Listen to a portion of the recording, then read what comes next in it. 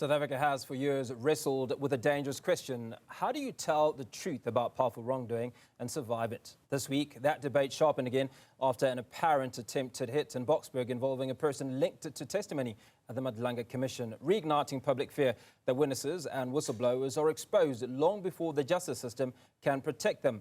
President Cyril Ramaphosa has said security will be tightened for Commission witnesses and those named in the inquiry. But many South Africans are asking, is the state's protection system fit for purpose?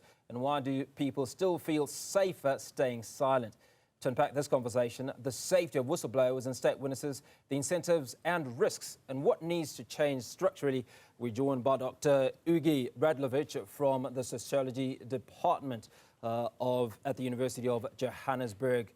Dr. Radulovic, when South Africans say whistleblower safety, what are we talking about? Is it one problem or three? Is it whistleblowers? Is it state witnesses and commission witnesses with different risk profiles? What is it that we are looking at? Hi, Hugo. Thanks for having me and greetings to your viewers. So my research is particularly centered on whistleblowers and the safety of whistleblowers, so I could comment on that. And what we're talking about when we're referring to whistleblower safety, that's the extent to which whistleblowers have an umbrella over them when they make a disclosure. Now, they face a multitude or myriad forms of retaliation above and beyond merely physical reprisals, that is assassination, as this recent assassination and the subsequent attempt has shown us. But they also face other risks such as social ostracization, so social retaliation, work-related retaliation, and lawfare as well. And at the very epicenter of that would be a piece of legislation, the Protected Disclosures Act, which was amended by way of the Amendment Act in 2017, which is intended to provide protection to whistleblowers. But it in itself is a very lackluster piece of legislation.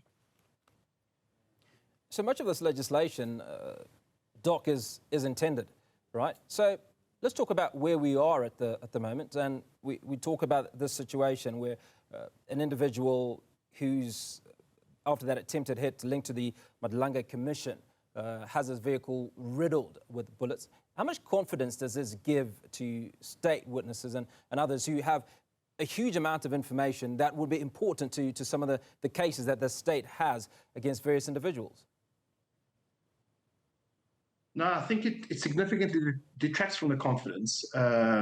If we note that, well, research has indicated that whistleblowers the world over, or rather people that intend on making disclosure, have difficulty deciding upon that decision because they've heard these previous narratives and they know how difficult it is. South Africa it's the same case in South Africa, where it's even prior to these high-profile and high-stakes assassinations, it's been the case.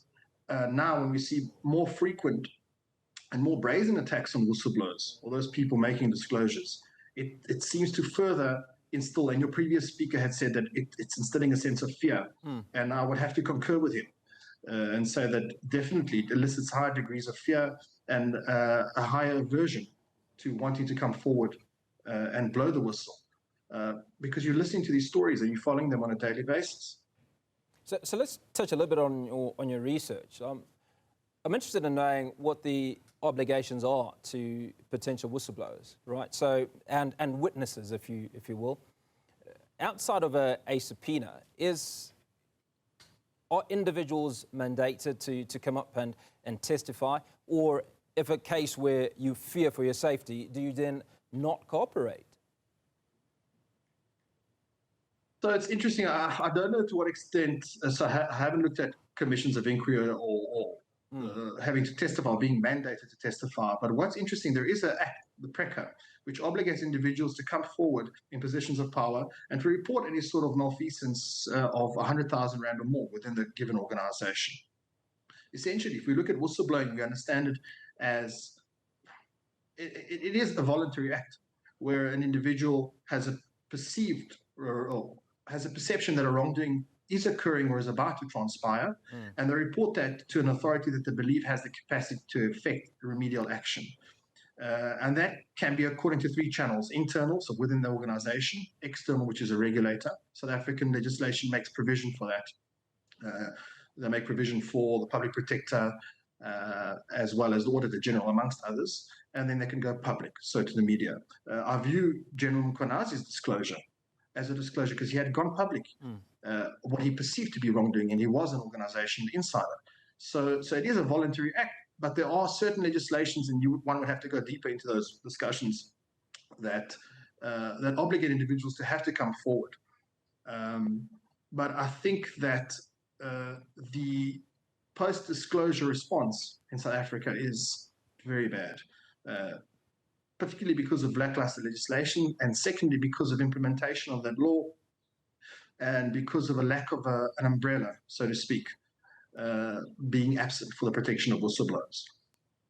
So when you do your research and you speak to various individuals, many I imagine whom are whistleblowers and witnesses of various measures, what is their greatest fear, right? And I'd like you to speak to a possible infiltration in SAPS, for instance, right? So we've had instances where witnesses are supposed to be anonymous, not known by anyone, but within moments of testimony or prior to testimony, these individuals are killed or attempts are made on their lives. So Hugo, I concur with what you're saying, and it is a prominent theme that comes up when speaking to participants, that they do fear their anonymity being compromised. But there are also whistleblowers that come forward whose identities are public, so they're known individuals. And this can also serve as a type of umbrella, where they are publicly known, and they can then seek various forms of protection from the state. It's interesting if we can go to a slightly older case, and that's Stan and John, the Gupta Leaks whistleblowers, whose disclosure obviously brought really bombshell information. And they have still kept their anonymity and their profile secret, but that was because of the aid of independent media outlets. So we see this sort of meeting point where the state and independent media, and even CSOs, non-governmental organizations, could collaborate, come together and collaborate. But it's up to the state to bring about this collaboration to ensure the safety of these whistleblowers. But yes, the biggest fear is, I think the first fear is work-related retaliation. So that's loss of work and the social retaliation that accompanies that. But they also fear having their identities compromised, particularly in these high-stakes cases and these high-profile cases, such as what we're seeing at the Madlanga Commission. And I think there's an increasing fear of the loss of life. And I think that plays in the back of every whistleblower's mind. So the president has admitted that more work needs to be done to protect whistleblowers. One of the things that we talked about is how the law certainly seems to move at a snail's pace. What would need to be implemented? How quickly and how effectively do you imagine it being in order to protect whistleblowers, to keep whistleblowers coming in and blowing the whistle, if you will?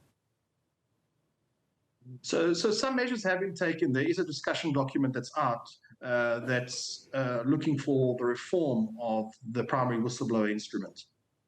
But it's been promised, or rather they had promised that it would come out before the end of 2025. It's still yet to come. And it's exactly what you're saying. It's moving at a snail pace. I think that the first measure needs to be that piece of legislation. The second is that we need to have some sort of collaborative environment, or at least some sort of organization or state institution that would foster a collaborative environment. Now, whether this is a new Chapter 9, whether it's one that's specifically focused on whistleblowers, whether it's an anti-corruption Chapter 9, I think that it's integral and it needs to be introduced urgently. Why specifically Chapter 9? Because it would be free from political interference.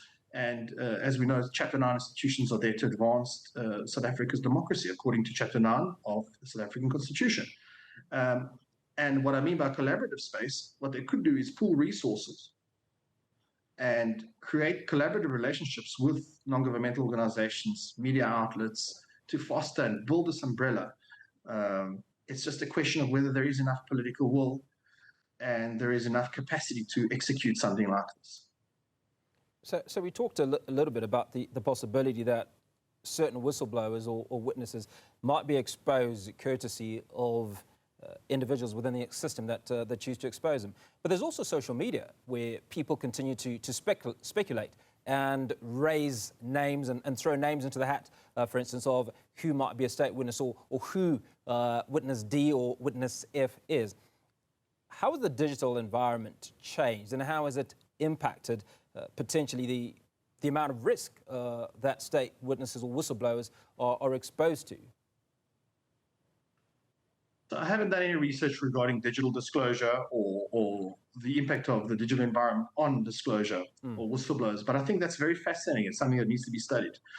Just following it from a very lay perspective is that it is compromising people's identities, and that it is putting names out there, and it's highlighting them to potential wrongdoers.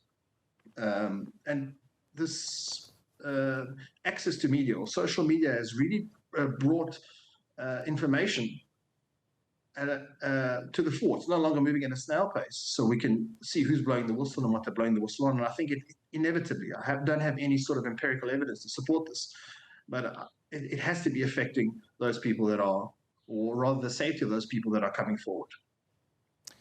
Dr. Hugo Radulovic, Sociology Department at University of Johannesburg, speaking to us on the safety of whistleblowers and witnesses. Appreciate your time on Newsfeed, the PM edition.